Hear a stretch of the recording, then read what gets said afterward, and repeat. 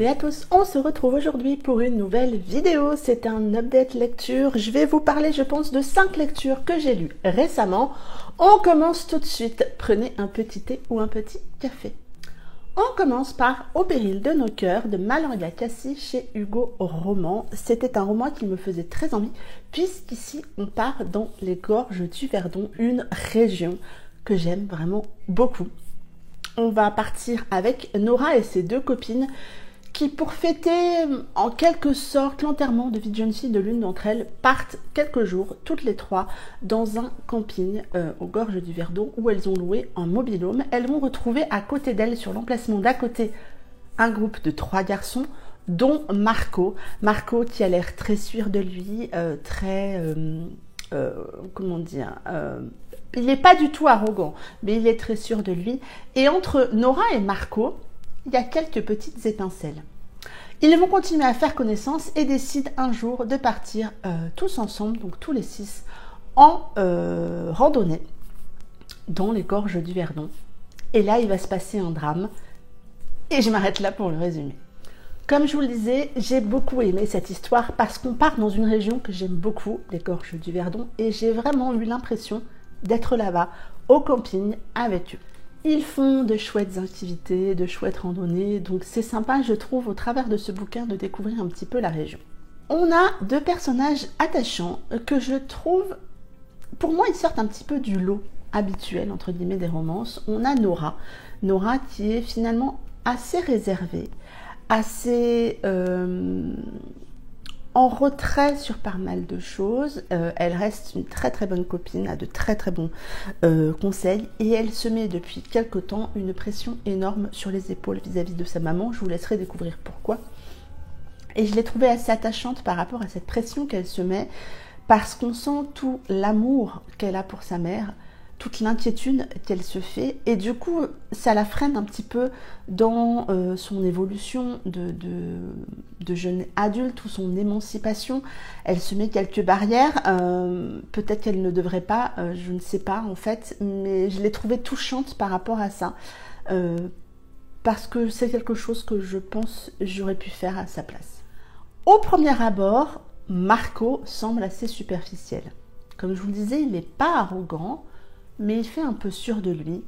Et très rapidement, on se rend compte qu'en fait, que c'est un mec extrêmement blessé, extrêmement torturé, il s'est passé quelque chose il y a quelques temps et il a une énorme culpabilité qui lui pèse énormément. C'en est touchant, c'est compréhensible. Parfois, quand certains héros se mettent une certaine culpabilité sur les épaules, j'ai envie de les secouer. Là, j'avoue, ça m'a tellement semblé crédible que j'ai pas trop eu envie de le secouer par rapport à ça, parce que c'est profondément touchant et que on peut pas juger la culpabilité qui se met sur les épaules. Et entre Marco et Nora, il y a assez vite des étincelles, peut-être parce que ils arrivent à se comprendre l'un l'autre. Il y a un joli jeu de séduction qui se met en place, qui les amène dans des situations un peu cocasses. Et voilà, j'ai aimé en fait découvrir leur histoire au travers aussi de ce drame qui arrive. On voit, à ce moment-là, on voit Marco tel qu'il est et tel qu'il a toujours été et tel que peut-être lui-même il se surprend à être à ce moment-là. Parce que c'est assez intense la dévotion qu'il a à Nora à ce moment-là. Doucement, il y a un sujet qui arrive. Un sujet que je n'ai pas vu venir, un sujet qui n'est pas mis dans le résumé, et c'est tant mieux. Et j'ai trouvé qu'il était amené doucement, mais sûrement, avec beaucoup de réalisme, beaucoup de réactions de l'un et de l'autre, et je pense en particulier aux réactions de Nora qui m'ont semblé justifiées, qui m'ont semblé réelles, parce que je pense que dans la vraie vie ça aurait pu se passer comme ça, et j'ai aimé en fait voir aborder ce sujet là dans ce roman. Je m'y attendais pas, je m'attendais à une romance d'été qui se passe dans les gorges du Verdon. C'est pas que ça, il y a de ça, mais c'est pas que ça. J'ai découvert la plume de Maloria Cassie avec ce roman, j'ai beaucoup aimé. Depuis, j'ai lu également sa nouvelle qui est dans le recueil de nouvelles Même à l'ombre, les cigales chantent pour le collectif Ruban Rose. Et oui, c'est une plume que j'aime beaucoup et que je vais peut-être découvrir un petit peu plus. J'ai ensuite écouté en audio La vie a plus d'imagination que nous de Clarisse Sabar, qui est la suite de La vie est belle et drôle à la fois que j'avais écouté le mois dernier. C'est une suite, et une suite un peu logique puisqu'on retrouve Léna un an après le tome 1, après une rupture. Elle et Clément se sont quittés. Et Léna est là, malgré tout, parce que c'est les fêtes de fin d'année, parce que sa grand-mère, comme d'hab, aime être entourée, sa mère est là, son père aussi. On repart à Valno. On repart à Valno avec une grande partie des personnages du tome 1, d'autres personnages qui sont arrivés entre-temps. Et j'ai adoré me replonger dans ce roman. On va un petit peu voir ce que ça donne maintenant pour Léna. On se rend bien compte et très rapidement qu'elle est encore amoureuse de Clément. Et qu'elle est amenée à le croiser, en fait. Et c'est ça qui est un peu compliqué. Et j'ai adoré me retrouver dans cette histoire. On retrouve... c'est une petite romance de Noël. C'est pas les romances de Noël un peu classiques, mais on est au moment de Noël. Il y a de l'amour, il y a de l'amitié. Il y a de l'amour entre un homme et une femme, mais il y a aussi un amour de famille. Clarisse sait nous faire des familles qui sortent un peu de l'ordinaire. Et pour ce tome 2, elle m'avait déjà beaucoup plu dans le tome 1, mais pour ce tome 2, j'ai eu un énorme coup de cœur pour la grand-mère de Léna. Elle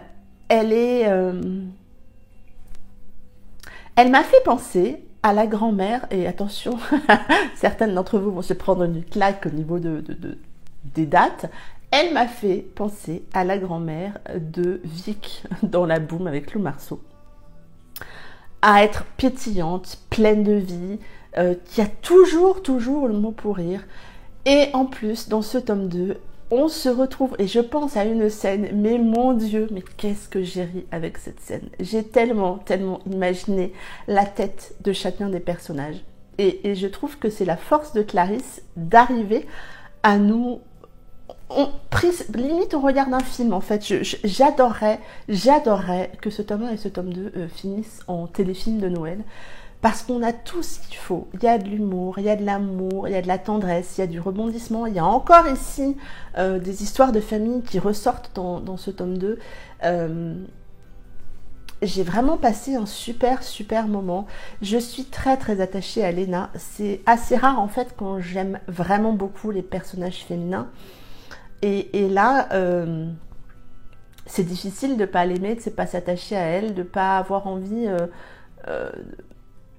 d'être là pour elle et de la comprendre, de l'écouter, de l'aider, parce que c'est une jeune femme, elle souffre dans ce tome 2, mais elle y va quand même. Et je l'ai trouvée... je suis pas sûre que j'aurais réussi à faire ce qu'elle a fait dans ce tome 2, de pouvoir voir Clément, l'aider comme elle l'aide, sous couvert de tout ça. Bref, un très bon moment, que ça soit en audio ou à mon avis à lire, c'est parfait pour la période. Donc n'hésitez pas, vraiment, moi j'ai beaucoup aimé. Je vous le redis, Clarisse Sabar, je crois, sera ma plus belle découverte de 2021 et je me fais une joie de pouvoir la rencontrer prochainement. Je croise les doigts. J'ai également lu Amour et chocolat de Mélane Laure chez BMR, une romance plutôt hivernale parce que pour elle on va continuer. Oui, ça se passe au moment du marché de Noël à Oslo, mais c'est pas que ça. On va faire la connaissance d'Edwige. Edwige, en fait, pour aider sa sœur qui a une grossesse un peu compliquée, va partir à sa place à Oslo pour tenir pendant 2 mois le marché de Noël. Elle avait gagné l'an dernier avec 3 autres personnes une place sur ce marché qui va lui permettre en fait de développer son activité. Elle ne peut pas y aller, donc c'est Edwige, sa sœur, qui y va. Elle va devoir partager son chalet sur le marché de Noël avec Igor, qui est un des 4 qui a aussi gagné sa place sur le marché. Igor est chocolatier et Igor est un petit peu limite arrogant, un petit peu sûr de lui. Il a une personnalité qui fait un petit peu réagir Edwige. On va les suivre donc pendant ces 2 mois du marché de Noël, mais aussi après. Vous imaginez bien qu'entre ces deux-là, il va se passer quelque chose. Je vous laisserai découvrir comment. J'ai passé un super moment avec ce roman. C'est un roman doudou en fait qui est parfait pour la saison. C'est frais parce que Edwige est une jeune femme qui déteste le froid et on le ressent au travers des mots parce que elle s'emmitoufle, elle nous explique comment elle ressent le froid. C'est une jeune femme qui sort un peu de sa zone de confort en partant sur ce marché de Noël, mais elle veut absolument aider sa sœur. Et en face, on a Igor qui ne répond aux questions que par une question, et ça, moi, j'ai trouvé ça extrêmement drôle. Il est chocolatier. On est embarqué dans ces odeurs de chocolat parce que à un moment, Edwige va être amenée à mettre son écharpe, enfin l'écharpe d'Igor autour de son cou et elle va sentir l'odeur de chocolat. Et c'est vraiment ce contraste entre froid d'un côté et chocolat de l'autre qui m'a, moi, accompagnée tout le long avec ce roman. C'est 2 personnages assez atypiques, assez différents. Igor, il est plein d'entrain, plein d'humour, toujours un mot pour rire. Comme je vous le disais, il répond toujours à une question par une question, ça amène des dialogues un peu rigolos. Il est là, il est très grand, il en impose et sa présence, il a une prestance, il a un charisme qui est là, qui est présent. Et en face, on a Edwige qui adore aider les autres, qui a très peu confiance en elle, qui est persuadée qu'elle ne pourra jamais intéresser un homme, qu'elle ne pourra jamais garder un homme. Et c'est sans doute ce manque de confiance qui va aussi un peu attirer Igor parce qu'il sent que c'est une jeune femme pleine de valeurs, pleine de bons sentiments et ça crée des situations assez sympas entre deux. Et bien évidemment, il n'y a pas que ça. Il y a un sujet assez lourd qui arrive, que l'autrice finalement nous sème tout doucement, mais sûrement. Par rapport à quelque chose qu'a vécu Igor, on va découvrir un homme profondément blessé, profondément imprégné par cette histoire, par cette culpabilité qu'il ressent. Et on découvre en même temps qu'Edwige ce qu'il a vécu, les conséquences de tout ça. Et j'ai aimé en fait faire cette découverte avec elle. J'ai trouvé que ça amenait beaucoup de profondeur à cette histoire. Moi, ça m'a vraiment plu. J'ai vraiment passé un très très bon moment. C'est un roman que je vous recommande, qui est idéal lui aussi pour la période. La couve, je l'aime beaucoup. Et voilà, qu'est-ce que je peux vous dire d'autre à part de vous laisser tenter. J'ai ensuite lu Broken Love de Clara Brunelli, qui est un roman assez différent de ce que j'ai présenté précédemment. On est là plutôt dans une romance avec pas mal de suspense. On pourrait la classer, je pense, encore en romantique suspense, même si je ne suis pas très au fait de ce qu'on appelle vraiment une romantique suspense. Il y a de la romance, il y a du suspense, il y a beaucoup de mystère autour de cette histoire. On va suivre Juliette. Juliette a quitté Aix-en-Provence à 13 ans pour partir à Paris, pour faire l'Opéra de Paris. Et elle est à quelques jours de passer un concours pour devenir la première danseuse étoile de l'Opéra de Paris. Et à quelques jours de son concours, elle va être agressée, va être blessée au genou, ce qui met définitivement fin à son rêve. Et elle retourne chez ses parents à Aix-en-Provence. En parallèle, on va faire la connaissance de Mathias. Mathias est un coach sportif qui vit à Aix-en-Provence et qui a vécu un drame. Je pense que je ne vais pas trop vous en dire plus sur ce drame. Il réagit assez mal depuis quelque temps face à ce drame et un jour se bagarre dans un bar assez fortement, et donc il va écoper de quelques heures d'intérêt général qu'il va faire dans le centre de rééducation où Juliette va faire sa rééducation pour son genou. Ils vont se rencontrer, se revoir. L'un et l'autre sont assez surpris en fait de cette connexion. Juliette est très très craintive et Mathias, lui, a envie de faire plus ample connaissance avec cette jeune femme. Elle l'intrigue. Et j'en dirai pas plus. J'ai passé un bon moment. J'ai passé un bon moment pour le côté suspense. Pour le côté romance, c'était bien, mais pour moi, c'était assez classique. J'ai vu venir beaucoup de choses. Et même si leur histoire m'a plu, même si les personnages m'ont plu, j'ai pas été surprise. Attention, c'est pas négatif, hein. Ça reste pour moi assez classique en termes de romance. Le côté hyper rythmé des suspens autour de cette histoire fait, je pense, tout autour de ce livre. Et je pense que c'est la volonté de l'autrice de nous amener beaucoup de suspense. J'ai passé un super moment en fait à essayer de comprendre ce qui avait pu se passer. J'ai pensé à des trucs encore plus glauques que ce que l'autrice a imaginé. Et puis à un moment on devine et la fin là aussi est plutôt devinable, on va dire comme ça. Mais j'ai passé un moment, c'est bien rythmé, c'est bien écrit, même si par moment pour moi il y a un manque de lien dans certains paragraphes, dans certains enchaînements, mais globalement j'ai passé un bon moment, une bonne lecture autour de ce suspense en fait, et de voir comment doucement mais sûrement cette histoire est liée. On aborde dans ce roman un sujet, le sujet du deuil. Je vous dirai pas, le sujet du deuil. Et j'ai trouvé touchant la façon dont c'était tourné, la façon dont c'était utilisé par la suite, ce besoin que l'un des personnages a de parler à la personne qui est partie. C'est la partie pour moi émotion en fait qui m'a particulièrement touchée. Il y en a d'autres, mais c'est cette partie-là moi qui m'a touchée, qui a fait que je me suis attachée un peu plus à l'un des personnages. Donc voilà, un bon roman, pas mal de suspense, une romance assez classique, mais c'est pas le centre de toute manière de l'histoire, hein. C'est surtout tout ce qui se passe autour de leur suspense. Le fait que ce soit une danseuse étoile, que ça se passe à Aix-en-Provence, bon voilà, il y a pas mal de choses qui ont fait que j'ai eu envie de découvrir cette histoire, et c'était une bonne lecture, j'ai passé un bon moment. Et je vais terminer par un coup de cœur. Ce roman, c'est Des gens comme nous, de Ludivine Delaune, et j'espère vraiment que je vais arriver à vous en parler sans trop pour vous en dire, mais en vous en donnant envie, parce que je pense que ce roman est à découvrir.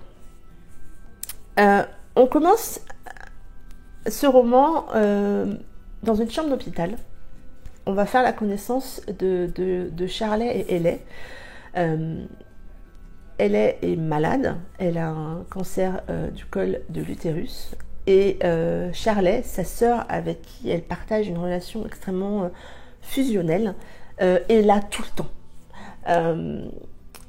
Elay va lui demander en fait de vivre sa vie et de venir en fait lui raconter tout ça tous les soirs.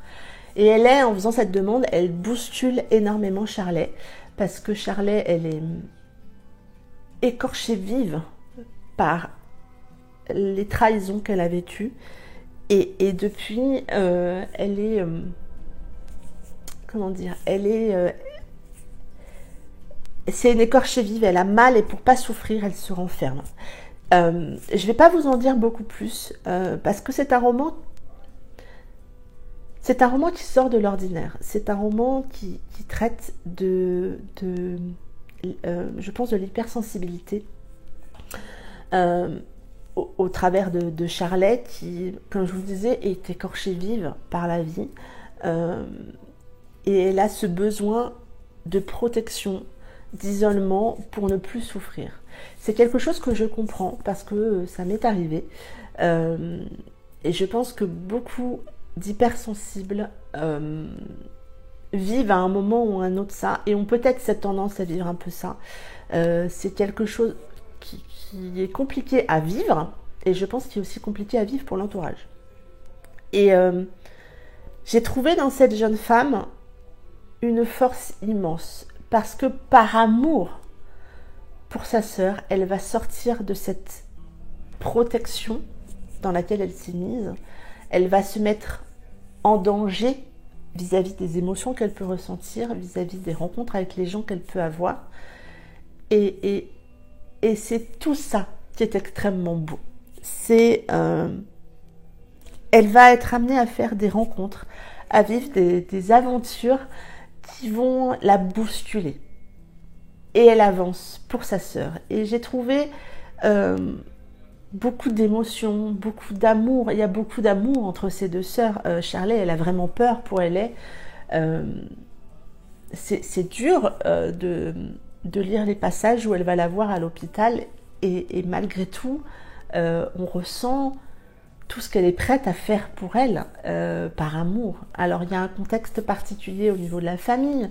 Il y a beaucoup de choses qui peuvent expliquer cette relation fusionnelle entre ces deux sœurs. Mais j'ai trouvé ça extrêmement beau. Moi qui n'ai pas de sœur, c'est quelque chose que j'idéalise peut-être un peu. Mais j'ai trouvé que c'était très bien abordé.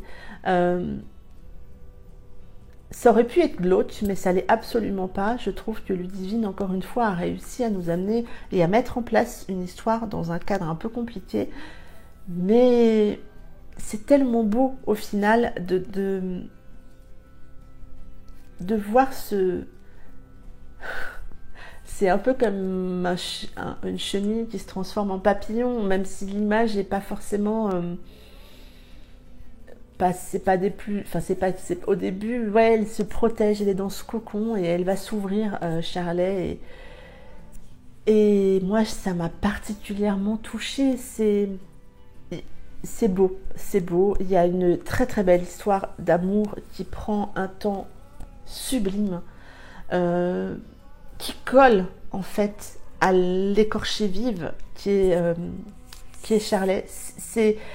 Voilà, je ne veux pas vous en dire beaucoup plus. J'espère que je vous aurai donné envie de découvrir ce roman parce que moi, il m'a chamboulé, il m'a emporté, il m'a déchiré le cœur et j'ai tellement compris cette jeune femme. Ce livre est tellement beau, voilà, lisez-le. Tentez de découvrir La Plume de Ludivine. C'est une plume... Je commençais à l'avoir lu sur pas mal de romans, dans différents thèmes, parce que je l'avais lu, je crois, l'année dernière pour sa romance de Noël, là, Nawel. Il y a une douceur dans ses écrits et une force dans les émotions qui est là. Voilà, moi ce roman m'a littéralement emportée et je vous conseille vraiment de découvrir ce roman. C'en est tout pour cette vidéo. J'espère que je vous aurai donné envie de découvrir ces 5 romans qui finalement sont des bonnes lectures, voire même un coup de cœur pour le dernier. N'hésitez pas à me dire si vous en avez lu certains ou si vous avez envie maintenant d'en découvrir d'autres. J'attends vos commentaires, je me ferai un plaisir de vous répondre. Et puis en attendant, je vous souhaite de très belles lectures. Je vous dis à très bientôt pour une prochaine vidéo et surtout, prenez soin de vous.